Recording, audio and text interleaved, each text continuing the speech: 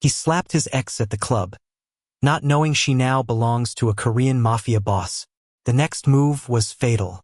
How dare you touch her? The slap landed loud enough to slice through the music. Not wild, not theatrical, just controlled. Casual. The kind of violence men like Daniel used when they believed the world had already agreed with them. Natasha didn't scream. She didn't even flinch as her body folded toward the polished floor, the emerald fabric of her dress pooling beneath her like spilled ink. She stayed down, one knee pressed against the cold marble, her face tilted just enough to see past him, past the man who thought he still had power over her. Because the moment his palm connected with her skin, the heavy club doors behind him had already begun to close, slowly, deliberately, and the man walking through them owned far more than just this luxury venue. If this story of hidden power, brutal retribution, and a woman who survived by becoming untouchable pulled you in, make sure to hit that subscribe button so you never miss what's coming next. I've got another unforgettable journey dropping tomorrow. While you're here, jump into the comments and let me know where you're watching from. I love seeing our global community grow. All right, let's step back into the moment everything changed. 20 minutes earlier, the shove came without warning. Natasha stumbled sideways, her shoulder colliding with the edge of the bar. Crystal glasses rattled on their shelves, and the low hum of conversation died mid-sentence as heads turned. Ade, Daniel to those who didn't know him well enough to hate him yet, stood over her, his breath thick with whiskey and the kind of entitlement that had aged into pure cruelty. His tailored shirt hung unbuttoned at the collar, his face flushed with the confidence of a man who had never faced real consequences. Still pretending you belong in places like this? He sneered, loud enough for the entire VIP section to hear. His voice carried that same sharp, dismissive tone she remembered from the night he'd abandoned her at her lowest. You were always good at playing rich, Natasha. She caught herself against the mahogany bar, palms flat, breathing steady despite the cold blue lights suddenly feeling like ice against her skin. People watched. A woman in a nearby booth whispered urgently to her companion. The bartender froze mid-pour, his eyes darting between Ade's hostility and Natasha's unnatural calm. Ade took a step closer, his expensive shoes clicking against the damp floor. What's wrong? Finally learn to keep your mouth shut. Natasha straightened slowly, the silk of her dress rustling softly. She kept her gaze level, not from fear, not anymore, but from the quiet realization that his time was running out. To everyone watching, she might have looked like a woman caught in her past. But she knew better. I don't want trouble, Ade, she said quietly. That only fueled his rage. His face twisted into something ugly, something that had been waiting years for this moment of dominance. Trouble? You don't want trouble? He laughed, a harsh, grating sound that cut through the club's base like broken glass. Unaware of the apex predator now standing mere feet behind him. Unaware that Natasha's phone had just vibrated once against her thigh. No message, no sound, just a single pulse. Unaware of the men in black suits who had already begun sealing the exits, or of Ji-hoon, whose perfectly tailored coat and dark throat tattoos signaled a storm that was about to break. Ade raised his hand again. The VIP lounge offered no sanctuary, only a more expensive stage for Ade's cruelty. The air in the private section was thick with the scent of expensive cologne and the low, heavy bass of the club's speakers, vibrating through the floor like a warning heartbeat. Natasha stood near the leather booth, her hand trembling slightly as she held her composure, the emerald silk of her evening gown catching the erratic flicker of the overhead lights. To any stranger, she was a vision of quiet elegance. But to Ade, who had just invaded her personal space, she was merely a ghost he thought he'd finished haunting. Still playing dress-up? I see, Ade sneered, his voice cutting through the ambient music with that familiar mocking edge. He leaned against the booth's armrest, his jacket hanging open in a display of unearned confidence Natasha remembered all too well. That emerald dress is a bit much, don't you think? It screams for attention you don't know what to do with. Natasha didn't flinch, though the memory of his past words, the ones that used to make her shrink into nothing, threatened to resurface. She tightened her grip on her composure, her breathing slow and controlled. And steady. I'm not looking for attention, Ade. I was just enjoying my evening, she said quietly. Enjoying it? He laughed, stepping closer. With whose money? Whose bed did you? That was when he made his first real mistake. 5 years earlier, she might have answered, might have apologized, might have folded herself smaller to keep the peace. Tonight, she simply turned her face away, and that gesture, that small, deliberate dismissal, enraged him more than any words could have. His hand shot out, fingers curled into her wrist. Look at me when I'm talking to you. The slap came fast. Not a push, not a grab, a slap. The sound cracked through the VIP lounge like a gunshot, and Natasha dropped to one knee, the emerald fabric of her dress folding beneath her like something sacred being desecrated. A circle formed instantly, phones half-raised, eyes wide, nobody intervening. The club's blue and red lights washed over her face, and what unsettled the onlookers wasn't fear in her expression. It was restraint, because Natasha wasn't looking at the man who hit her. She was looking past him, at the doors, at the 2 men in black suits who had not been there a moment before, at the third man who entered alone, whose presence made the temperature in the room drop 10 degrees. Ji-hoon didn't raise his voice. He didn't hurry.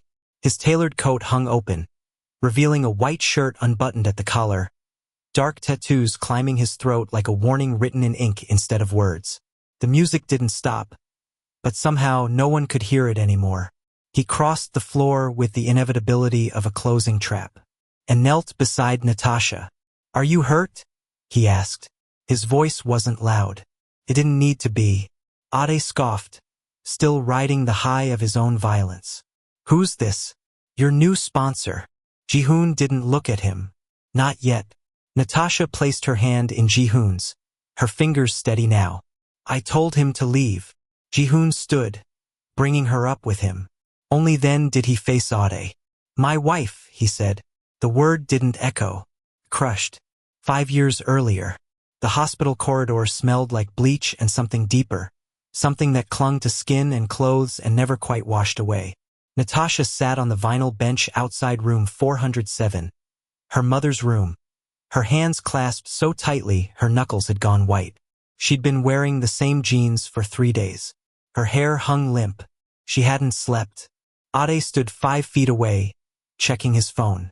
She's gone, Natasha had whispered when the doctor finally left. Her voice sounded like someone else's. Hollow. Fractured. Ade, she's... I heard.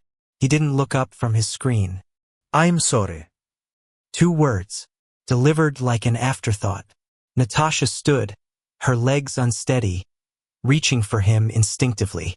She needed something solid, something that wouldn't disappear. Can you stay tonight? I don't want to go back to the apartment alone. I can't. Natasha.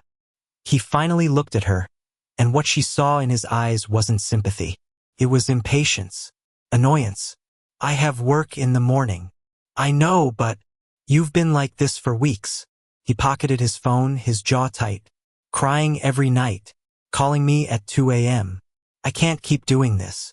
She blinked, not understanding. My mother just died. I know that. His voice sharpened. And I've been here, haven't I? I came to the hospital. I brought you food.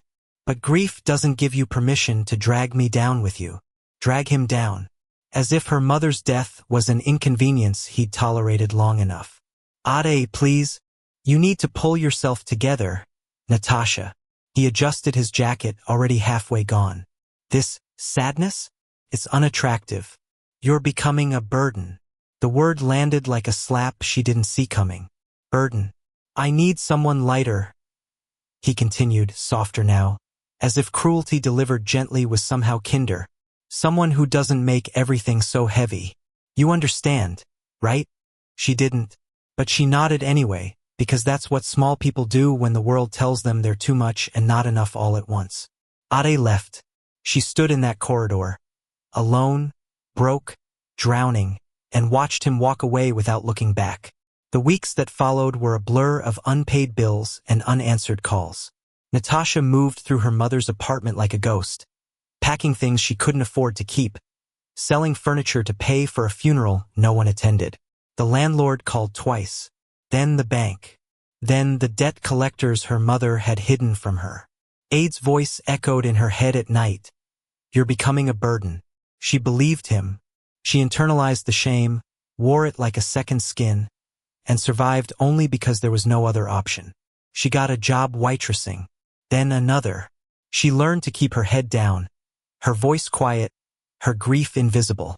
She learned to be small, and somewhere in that smallness, Ade convinced himself she would never recover, that she'd fade into obscurity, a cautionary tale of a woman who let sadness ruin her. He was wrong. Back in the club, Natasha was on the floor again. Emerald dress, cold marble, circle of onlookers, but everything had changed. She wasn't small anymore. She wasn't the woman who begged Ade not to leave her in a hospital corridor. She wasn't the woman who apologized for grieving too loudly or needing too much. She was the woman who survived. And she had married a man who understood that survival wasn't weakness. It was steel forged in fire. Ji-hoon stood above her, his hand extended, his tattoos visible beneath his unbuttoned collar. His men had sealed every exit. The club held its breath. Ade was still talking, stammering excuses, desperate apologies, but Natasha wasn't listening. She was remembering the hospital corridor, the unpaid bills, the nights she cried herself silent because even grief had been too expensive to keep. Ji-hoon's voice cut through the noise, calm and final. You touched what belongs to me. Ade stepped back, his confidence crumbling. I didn't know. I swear. I didn't. So you only hurt women when you think no one will respond. The room went silent. Natasha looked up at Ji-hoon, at the man who had found her 3 years ago, still healing, still learning to take up space again, and saw not a savior, but an equal. Someone who recognized strength when the world had only seen brokenness. She placed her hand in his, steady now, unshaken, and when Ji-hoon pulled her to her feet, it wasn't rescue. It was reckoning. Ji-hoon moved like water, smooth, inevitable, impossible to stop. His tailored coat hung open, the fabric so perfectly cut it might have been sewn directly onto his frame. Beneath it, a white shirt unbuttoned just enough to reveal the dark tattoos climbing his throat. Intricate, deliberate, each line a story written in ink instead of words. He didn't hurry, didn't announce himself. He simply crossed the floor with the kind of presence that made people step aside without realizing they'd moved. The music still played, but no one heard it anymore. He knelt beside Natasha with the ease of someone used to lowering himself without diminishing his authority. His eyes, dark, steady, unreadable, scanned her face for injury, then her wrist where Ade had grabbed her. Are you hurt? He asked. His voice was quiet, almost gentle. It didn't need volume to carry weight. Ade, still riding the adrenaline of his own violence, laughed. The sound came out sharp and nervous, cutting through the tension like glass scraping concrete. Who's this? He gestured at Ji-hoon with mock amusement, playing to the crowd that had already stopped breathing. Your new sponsor? Sugar Daddy finally showed up. Ji-hoon didn't look at him. Not yet. He kept his attention on Natasha, waiting for her answer, as if Ade's existence was too insignificant to acknowledge before she gave permission. Natasha's breathing steadied. She met Ji-hoon's gaze and spoke quietly, but with an authority that came from knowing she no longer had to raise her voice to be heard. I told him to leave. Ji-hoon nodded once, a small gesture that somehow shifted the entire atmosphere of the room. He stood, bringing Natasha up with him in one fluid motion, his hand steady beneath hers. The emerald silk of her dress settled back into place. His jacket found its way to her shoulders without ceremony, heavy and warm, smelling faintly of sandalwood and something darker. Only then did Ji-hoon turn to face Ade. The temperature dropped. Ade's grin faltered. Up close, Ji-hoon was taller than he'd seemed from across the room. Broader, but it wasn't his size that made people step back. It was the stillness. The way he occupied space without aggression, the way silence became a weapon in his hands. My wife, Ji-hoon said. 2 words. delivered with the finality of a door closing on a tomb. The room seemed to tilt. Ade blinked, laughed again, but this time it cracked halfway through. Wife! He shook his head, looking between them like the punchline would arrive any second. Man, come on. I knew her when she was grieving, Ji-hoon interrupted. His tone remained soft, almost conversational. Almost. He took a single step forward. Ade took 2 steps back. When she was alone, Ji-hoon continued, each word measured, deliberate. When she was surviving what you did to her. Ade's hands came up instinctively, palms out. Look, I didn't know she was with anyone. I swear. So you only hurt women when you think no one will respond. It wasn't a question. Ade swallowed hard. His eyes darted to the exits, both now blocked by men in black suits who stood with their hands clasped, patient as statues. The velvet rope that separated the VIP section suddenly felt less like luxury and more like a noose tightening. I was drunk, Ade stammered. I wasn't thinking. No. Ji-hoon's voice remained quiet, but something in it shifted, something that made the air feel thinner. You were thinking. You saw someone you believed was still small, still helpless, still yours to control. Ji-hoon adjusted his cufflinks with unhurried precision, the motion so calm it felt obscene in the charged silence. He didn't believe in raised voices, didn't believe in theatrics. Power, real power, didn't announce itself with noise. Simply was. Ade's breathing quickened. This is insane. She's my ex. We had history. I didn't mean anything by history, Ji-hoon repeated softly, as if tasting the word.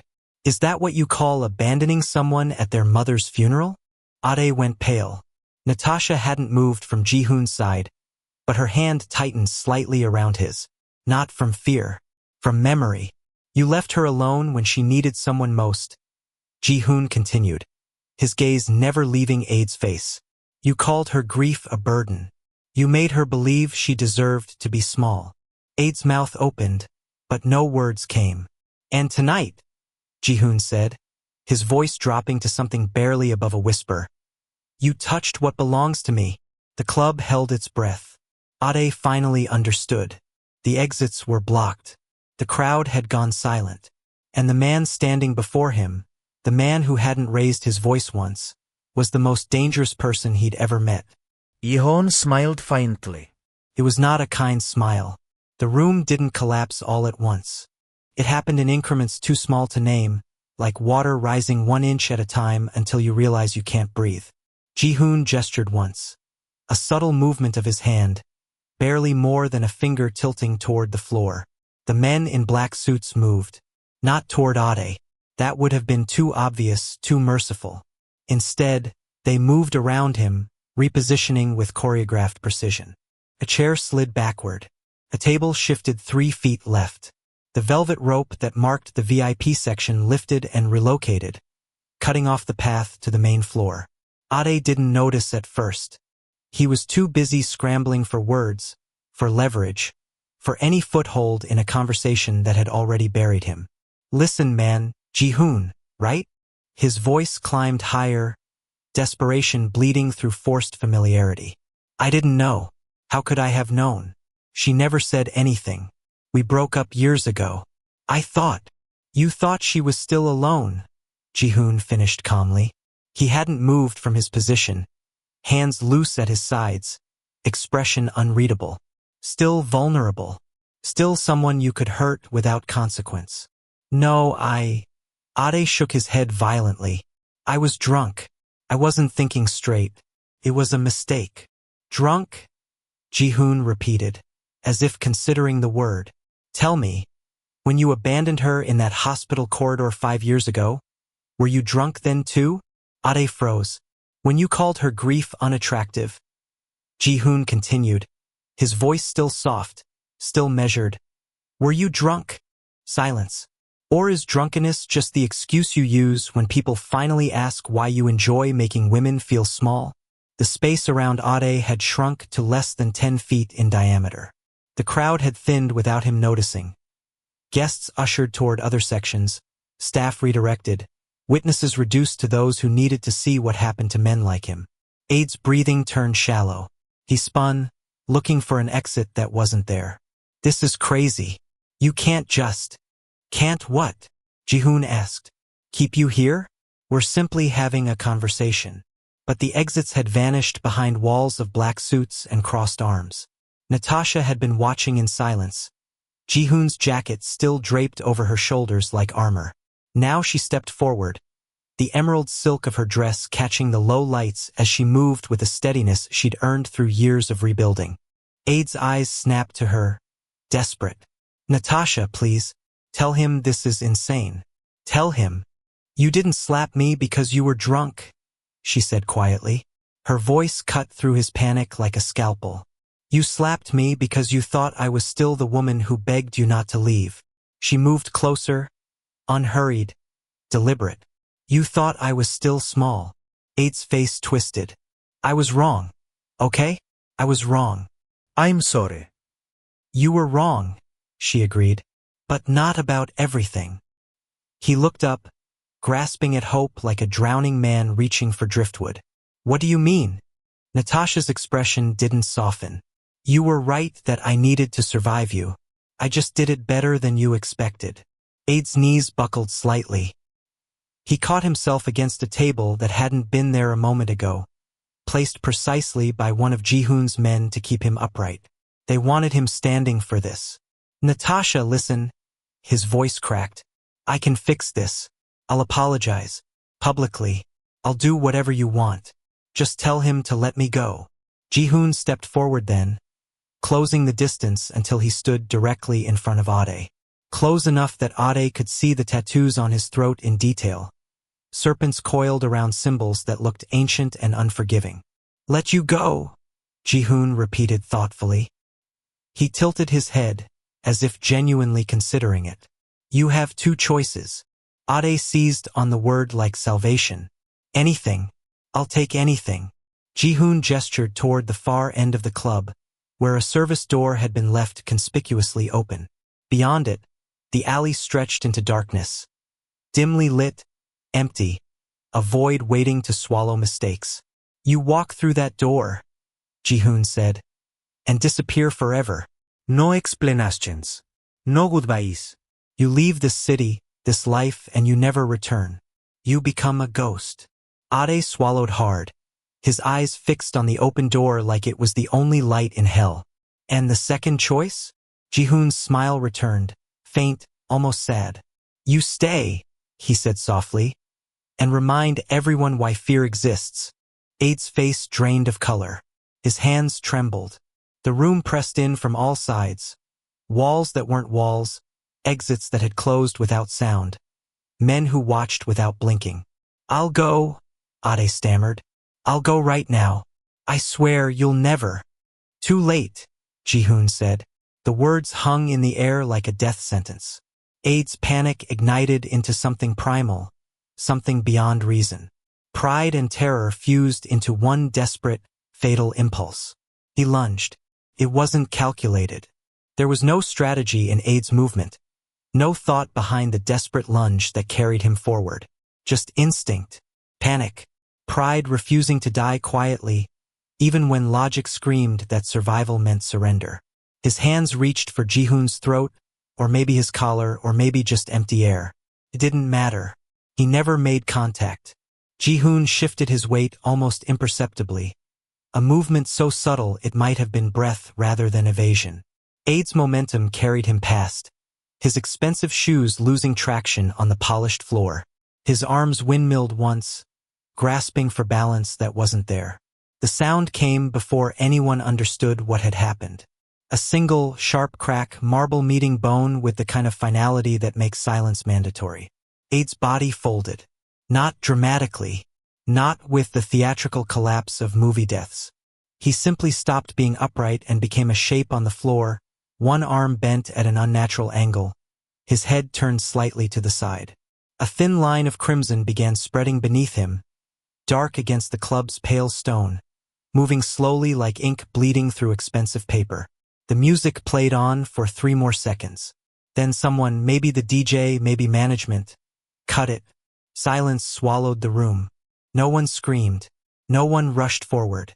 The remaining witnesses stood frozen, phones half raised but not recording, eyes wide with the kind of shock that erases memory before it can form. The blue and red neon lights continued their lazy rotation, washing over the scene like a carousel no one could stop. Ji-hoon crouched beside the body with the same unhurried precision he'd shown kneeling beside Natasha. His fingers found Ade's neck, pressed against the pulse point with clinical efficiency. He waited. 10 seconds.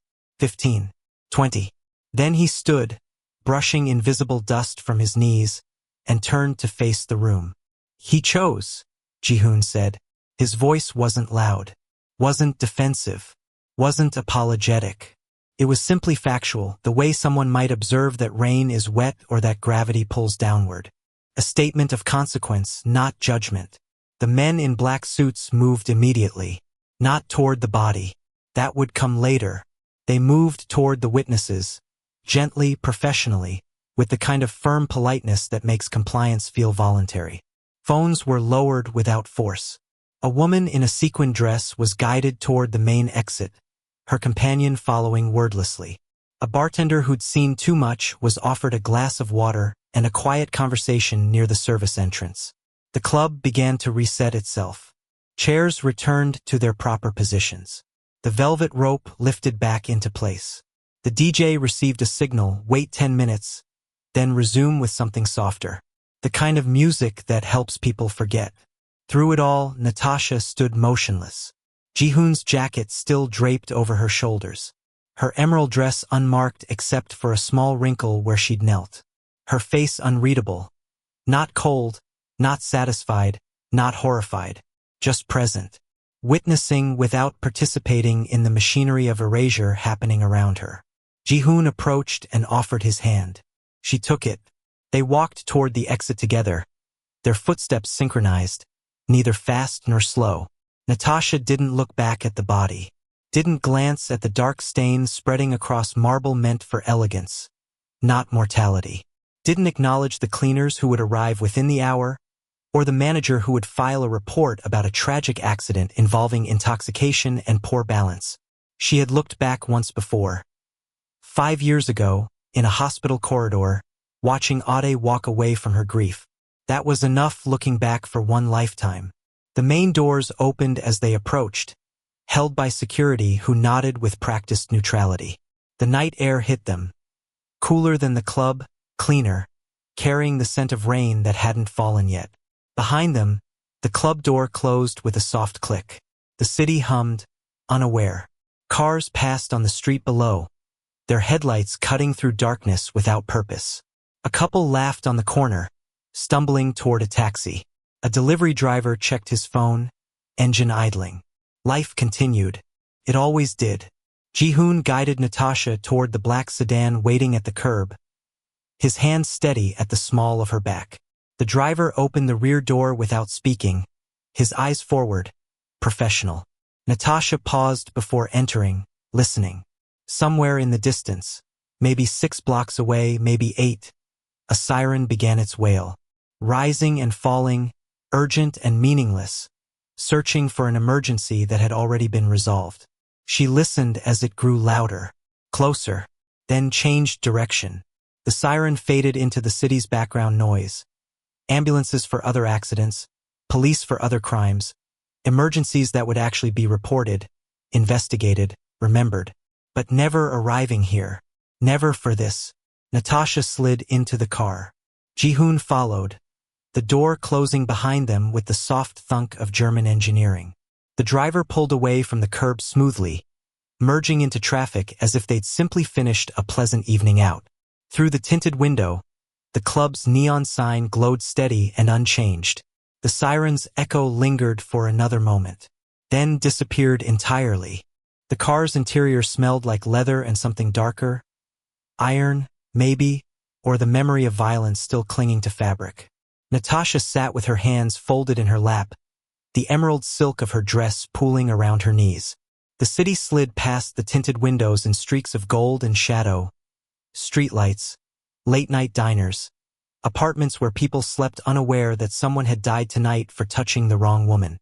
Ji-hoon sat beside her, silent, his shoulder barely touching hers. In the darkness, she noticed his right hand resting on his thigh, knuckles scraped raw, a thin line of blood trailing toward his wrist. She reached for it without thinking. "You're bleeding," she said quietly. He glanced down as if noticing for the first time. "It's nothing. It's not nothing." She held his hand carefully, examining the damage. The skin had split across two knuckles, not from Aid's fall, but from something earlier. The marble, maybe, or the brief moment Ji-hoon had steadied himself. "Does it hurt?" No. She didn't believe him, but she didn't argue. Instead, she held his hand in both of hers, her thumb tracing the edge of the wound with a gentleness that felt necessary after everything that had happened. After all the violence that had been inevitable and final. "Did it have to happen?" she asked. The question emerged softer than she'd intended. Not accusatory, just searching. Ji-hoon was quiet for a long moment, watching the city pass. When he finally spoke, his voice carried the weight of someone who'd answered this question before. To himself, to others, to the silence that followed decisions that couldn't be unmade. "Yes," he said, "but he was leaving. You gave him a choice. I gave him the illusion of a choice." Ji-hoon turned to face her, his expression unreadable in the shadows. "Men like him don't change, Natasha. They adapt. They apologize. They disappear for a year, 2 years, 5. Then they return because they believe women forget. They believe consequences expire." His hand tightened slightly around hers. "He would have come back," Ji-hoon continued. "Maybe not to you. Maybe to someone else. Someone smaller. Someone alone. And he would have hurt them the way he hurt you because that's what men like him do. They find edges and they press until something breaks."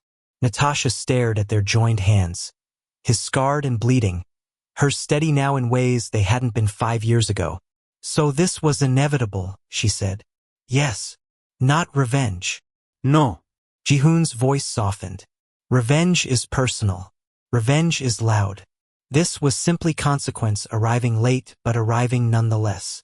The distinction settled over her like something she'd known but hadn't been able to name. Ade hadn't died tonight because Ji-hoon was cruel or because Natasha wanted retribution. He died because violence, once set in motion, follows its own logic. Because men who hurt women without consequence eventually meet the consequence they've been avoiding. "He thought leaving me meant I would disappear," Natasha said, almost to herself. Ji-hoon nodded. "He measured your worth by his presence. When he left, he assumed you would collapse entirely. I almost did. Almost." Ji-hoon lifted her hand, pressed it gently against his chest where she could feel his heartbeat. Steady, unhurried, alive. "But you didn't. You survived. You rebuilt. You became someone he could no longer recognize." Natasha closed her eyes, and something inside her loosened. Not satisfaction, not relief, but release. The kind that comes when a weight you've carried for years finally lifts, and you realize your shoulders had been bent this entire time. She wasn't crying. She'd cried enough in hospital corridors and empty apartments, in jobs that barely paid rent and nights that stretched too long. She'd cried when Ade called her grief unattractive and when the world agreed with him by staying silent. Tonight, she didn't need to cry. She just needed to breathe. "Losing him was the first honest thing that ever happened to me," she said quietly. Ji-hoon squeezed her hand. "I know." The car turned onto a quieter street, away from the neon and noise, toward the residential district where old money slept in houses that looked like museums. Trees lined the boulevard, their branches reaching overhead to form a canopy that filtered the streetlights into something softer. Natasha opened her eyes and looked out the window. The sky had begun to change, no longer full dark, but not yet light. That in-between hour when the city held its breath before dawn arrived with its demands and routines and pretense that last night hadn't happened. "We're almost home," Ji-hoon said. Home. The word still felt new in her mouth, even after 3 years. Home wasn't the apartment where her mother died or the places she'd lived after, surviving 1 month at a time. Home was wherever Jihoon was, the man who'd found her when she was still learning to be unbroken, who'd recognized strength where the world saw only damage. The car slowed, turning into a private drive. Through the gates, she could see their house rising against the lightning sky, glass and steel and clean lines, modern and uncompromising. Not a fortress, but not vulnerable either. A place built for people who'd survived enough to know the difference. Dawn approached, patient and inevitable. And for the first time since the night everything broke 5 years ago, Natasha felt ready to meet it. The rebuilding hadn't been sudden. There was no moment of revelation, no dramatic phoenix from ashes transformation. Just small, stubborn choices made one after another until they accumulated into something that resembled a life. After Ade left her in that hospital corridor, after the funeral with empty pews and unpaid bills, after the eviction notice and the job interviews where she lied about the gaps in her resume, after all of it, Natasha had made a decision. She would survive. Not dramatically, not beautifully, just survive. She took the first job that would have her, waitressing at a restaurant where the owner didn't ask questions and the tips were enough to cover a room in a house she shared with 3 strangers. She worked doubles, learned to smile through exhaustion, saved every dollar she could by eating less, walking more, wearing the same 3 outfits in rotation until the fabric thinned. Then she took a second job, then a third. Somewhere in the blur of rent payments and alarm clocks set for 4 a.m., she stopped being the woman who apologized for existing. She learned to take up space not aggressively but firmly. She learned that grief didn't make her weak. Surviving it made her steel. And she learned, most importantly, that she didn't need Ade's approval to prove she was worth something. She was worth something because she decided she was. 2 years after the hospital corridor, Natasha had saved enough to take a certification course. Business administration. Nothing glamorous but practical. Marketable. She finished top of her class, not because she was naturally brilliant, but because she'd learned that discipline outlasts talent.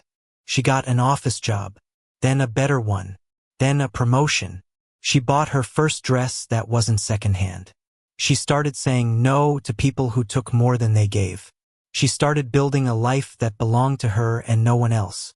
That was when she met Jihoon. Not at a club, not at some dramatic crossroads.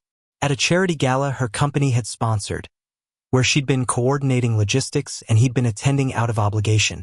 He'd watched her manage a crisis, a caterer who'd arrived late, a donor who'd grown belligerent, with the kind of calm efficiency that comes from having survived worse. Afterward, he'd introduced himself, not with power or intimidation, just curiosity. "You don't panic," he'd observed. "I've had practice," she'd replied. That was the beginning. What drew him wasn't her beauty or vulnerability. It was her resilience, the way she'd rebuilt herself from wreckage and decided the new version would be unbreakable. Jihoon understood survival, had built his empire on it, and he recognized in Natasha someone who'd earned her strength the same way he had. Through loss, through isolation, through the decision to never be small again. They'd married quietly a year later. No fanfare, no spectacle. Just a promise between 2 people who understood that love wasn't rescue. It was partnership between equals who'd both survived enough to know the difference. Inside the house now, as dawn painted the windows gold, Natasha stood before the glass wall overlooking the city, still wearing the emerald dress, Jihoon's jacket draped over a nearby chair. The skyline stretched before her. Buildings catching first light, streets beginning to wake. A world that would never know what had happened in that club. Jihoon approached from behind, close enough that she could feel his presence without needing to turn. "He thought I belonged to my past," she said quietly. "You don't," Jihoon replied. "He thought leaving me meant I would disappear into nothing. But you didn't." Natasha pressed her palm against the cool glass. "For a long time I thought he was right. I thought grief had broken something in me that couldn't be fixed, that I was too much trouble, too heavy, too damaged. And now," she turned to face him. The morning light caught the edges of his features, the tattoos on his throat, the scrape on his knuckles, the steady dark eyes that had never once looked at her like she was something that needed fixing. Now I know he was wrong, she said. I was never broken. I was just becoming something he couldn't control. Ji-hoon nodded slowly. You belong to yourself, Natasha. You always have. The words settled over her like something she'd known but needed to hear spoken aloud. Not from him as permission or validation, but as recognition. A mirror reflecting what she'd already become. She thought about the woman in the hospital corridor who'd begged Ade not to leave. The woman who'd measured her worth by his presence. Who'd shrunk herself to fit his comfort. Who'd apologized for grieving too loudly. That woman was gone. Not erased. Not forgotten. But transformed into someone who could stand in an emerald dress in a VIP lounge and watch an abuser realize, too late, that he'd chosen the wrong target. Someone who could walk away from a body on marble without looking back. Someone who could sit in a car and hold her husband's bleeding hand and understand that consequence wasn't cruelty. It was balance finally being restored. Natasha exhaled slowly, and something inside her shifted. Not fear. Not satisfaction. Not even relief. Just peace. The kind that comes from knowing you've survived the worst thing that could happen and emerged on the other side still yourself. Still whole. Still here. I don't feel afraid, she said, almost surprised by the realization. Ji-hoon stepped beside her, his shoulder touching hers as they both faced the waking city. Good, he said quietly. You shouldn't. The sun rose higher, burning away the last shadows of night. And Natasha stood there, unbroken, unafraid, unmistakably alive, watching the world wake to a day Ade would never see. 3 days later, Natasha found the photograph. It had been tucked in the back of a drawer she rarely opened, the kind of drawer that collects forgotten things. Receipts from years ago, a broken watch, business cards from people whose faces she could no longer remember, and a photograph, her and Ade, taken 6 years ago at someone's birthday party. She was smiling in that eager, desperate way of people who don't yet know they're unhappy. He had his arm around her shoulders, possessive even then, his grin wide and careless. She studied it for a long moment, then she tore it in half. Not violently, not with anger or ceremony. Just a clean vertical tear that separated their bodies, turning one image into 2 incomplete pieces. She dropped them into the wastebasket beside her desk without a second glance. The past didn't deserve ritual. It deserved to be discarded. By the end of the week, Ade had become a ghost. Not metaphorically, literally. No obituary appeared in the papers. No missing person report circulated online. No family came forward demanding answers, and no friends, if he'd had any left, asked uncomfortable questions. The club where he died issued no statement.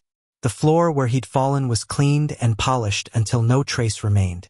The witnesses who'd been present that night remembered nothing useful when asked, if they remembered anything at all. Phones that had been raised stayed dark, their footage mysteriously corrupted or simply never recorded.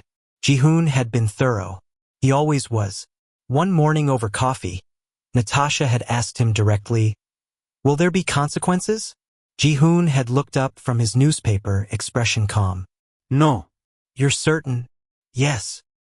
He'd said it with the same quiet confidence he used for everything. Not arrogance, but certainty born from experience. Men like Ji-hoon didn't operate in the spaces where police asked questions. They operated in the spaces between, where power moved silently and consequences were managed before they could become problems. His family, Natasha pressed. Estranged. He burned those bridges years ago. Friends. The kind who disappear when trouble arrives. Ji-hoon folded his newspaper, giving her his full attention. He lived loudly and died quietly. The world will forget him because he gave them nothing worth remembering. Natasha absorbed this, turning her coffee cup slowly in her hands. Ade would become an unsolved mystery, if anyone bothered to call it that. More likely, he'd simply become absence. A name that stopped appearing in places he used to frequent.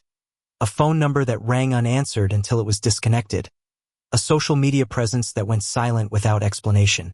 People would assume he'd moved away, started over somewhere else, fled debts or drama or a life that had stopped working. No one would assume he was dead. And if they did, no one would care enough to investigate. The city moved on. The club reopened that same weekend with a new DJ and a drink special. Couples danced on the floor where Ade had fallen. Strangers laughed in the VIP section where Natasha had been slapped. The bartender who'd witnessed everything served cocktails with steady hands and never mentioned what he'd seen. Life continued because life always continues, indifferent to individual tragedy. Natasha watched the news one evening, half expecting some mention, some investigation, some consequence rippling outward from that night. Nothing. The news anchors discussed politics, weather, traffic accidents. The world spun on, entirely unaware that a man had died for raising his hand against the wrong woman. Jihoon had been right. Silence was power. Not the silence of victims who couldn't speak, but the silence of those who controlled the narrative, who decided what was remembered and what was erased, who understood that true power didn't announce itself with noise. It simply removed problems so efficiently that people forgot there had been a problem at all. 2 weeks after the club, Natasha stood in her office downtown, 30 floors above street level. She'd earned this office, earned the title on her door, the view through the windows, the respect of colleagues who didn't know, couldn't know, what had happened in that club. She was good at her job, sharp, efficient, the kind of person who solved problems before they became crises, who remained calm when others panicked, who'd learned resilience the hard way and turned it into her greatest strength. Her phone buzzed. A text from Jihoon. "Dinner tonight?" She smiled and replied, "Yes." Then she set the phone down and turned to face the window. The city spread below her. Millions of people living their lives, chasing their dreams, surviving their own tragedies. Somewhere down there, someone was being hurt. Somewhere, someone was rebuilding. Somewhere, someone was making the choice between staying small or becoming something larger. Natasha had made her choice 5 years ago in a hospital corridor. She'd chosen survival. Then she'd chosen strength. Then she'd chosen herself. And now, standing in an office she'd earned through discipline and determination, married to a man who recognized her worth without diminishing it, living a life built on her own terms. Now she chose something else. Peace. Not the absence of conflict, but the presence of certainty. The knowledge that she was exactly who she wanted to be. That the past no longer owned her. That Ade, whoever he'd been, whatever he'd done, was nothing more than a lesson learned and discarded. She belonged to herself. She always had. She just hadn't known it until she'd survived losing everything and discovered she was still whole. Natasha pressed her palm against the cool glass and watched the city below. "I am not my past," she said quietly to her reflection. "I am not what happened to me. I am what I survived." Her reflection stared back, strong, certain, unafraid. And for the first time in longer than she could remember, Natasha recognized the woman looking back at her. Not the woman Ade had abandoned. Not the woman who'd begged for love from someone incapable of giving it. But the woman she'd become despite him, because of him, beyond him. The woman who'd walked through fire and emerged unburned. The woman who knew her own name. Morning came softly, not with drama or announcement, but with the slow certainty of something that had always been inevitable.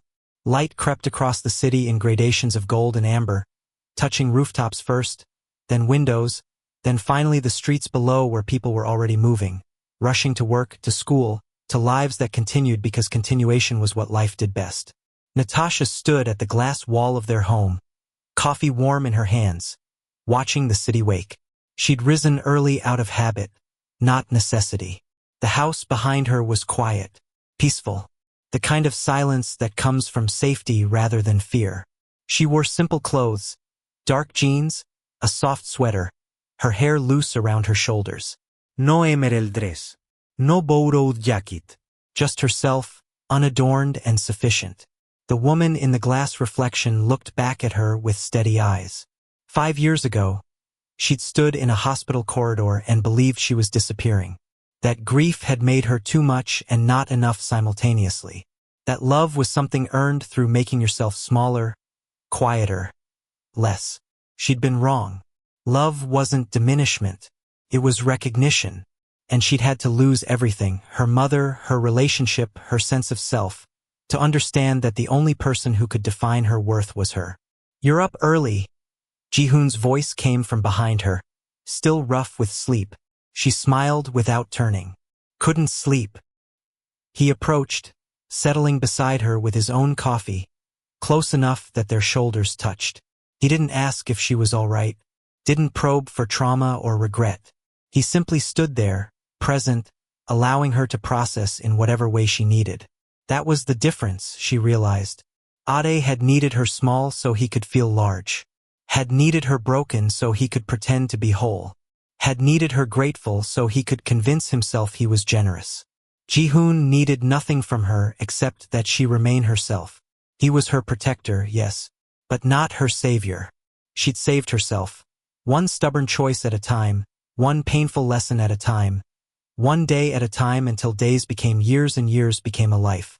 He'd simply recognized what she'd built and chosen to stand beside it rather than try to rebuild it in his own image. "Regrets?" he asked quietly. Natasha considered the question, turned it over in her mind like a stone worn smooth by water. "No," she said finally, and she meant it. Not because Ade deserved what happened, not because violence was justice, but because she understood now what she hadn't understood in that club, what had taken days of processing to fully comprehend. She'd survived. Not just the hospital corridor or the years of rebuilding or even that night in the club. She'd survived the belief that she was small. And surviving that was the real victory. Everything else, Ade's death, the erasure, the silence, was just consequence arriving late to a lesson he should have learned long ago. "He thought he owned me," Natasha said quietly, "even after 5 years. Even after I'd built an entire life without him. He thought one slap would remind me that I still belonged to him." Ji-hoon's hand found hers, warm and steady. "But I never belonged to him," she continued. "I belonged to my mother's memory, to my grief, to my fear, to all the voices that told me I was too damaged to deserve anything good." She turned to face him fully now. "And then I learned to belong to myself." Ji-hoon smiled. A small, genuine expression that softened the hard lines of his face. "You always did. You just needed to realize it." The sun climbed higher, washing the room in warm light that erased the last shadows clinging to corners. Somewhere in the city, the club had already forgotten. Somewhere, Ade's name was being scrubbed from databases and memories. Somewhere, life continued with the relentless momentum of a world that had never paused for individual tragedy. But here, in this moment, Natasha allowed herself to simply be. Not defined by what had been done to her. Not validated by what she'd survived. Just present. Whole. Hers. "The storm is over," Ji-hoon said softly. Natasha nodded, squeezing his hand. It was over. The rebuilding. The fear. The constant looking over her shoulder waiting for the past to reclaim her. All of it had passed like weather, violent while present, but incapable of lasting forever. What remained was simpler, cleaner, peace, and the understanding that true power wasn't loud, wasn't aggressive, wasn't performed for an audience. True power was restraint, the ability to stand in the wreckage of your past and choose not to let it define your future. The strength to survive cruelty without becoming cruel. The discipline to rebuild yourself one stubborn choice at a time until you looked in the mirror and recognized the person staring back. Natasha had been slapped to her knees in a nightclub, but she'd risen, not because someone rescued her, but because she'd learned long ago that staying down meant dying, and she'd already survived too much to die quietly. She turned back to the window, coffee cooling in her hands, Ji-hoon solid and steady beside her. The city spread below them, vast, indifferent, beautiful in its chaos. And Natasha stood before it whole, unafraid, and unowned by anything except her own will. The woman who'd learned her name, the woman who'd survived, the woman who belonged, finally and completely, to herself. If you enjoyed the story this far, don't let it end here. Hit that subscribe button so you never miss the next chapter and enjoy more story from us. And if this story gave you chills, Drop a like and share it with someone who loves powerful romance with a dangerous edge. Your support keeps these stories coming. Thank you.